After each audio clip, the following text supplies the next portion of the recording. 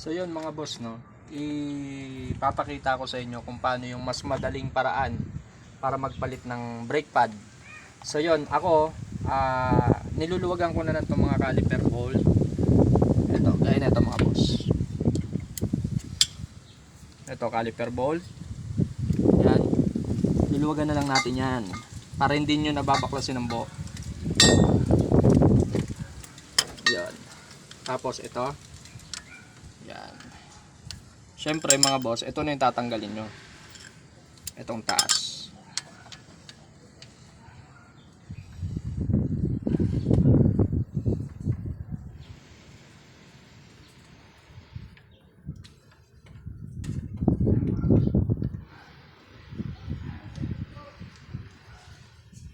So pag natanggal natin yung mga boss, isunod natin tong 12 mm.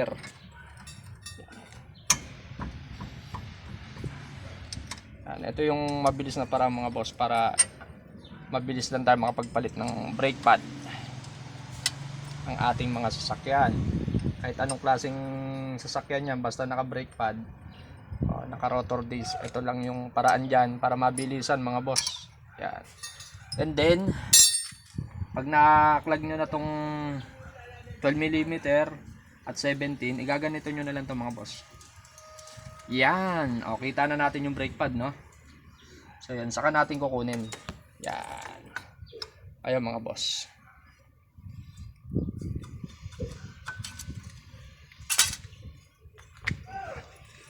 So yun, ganun lang kasimple, no?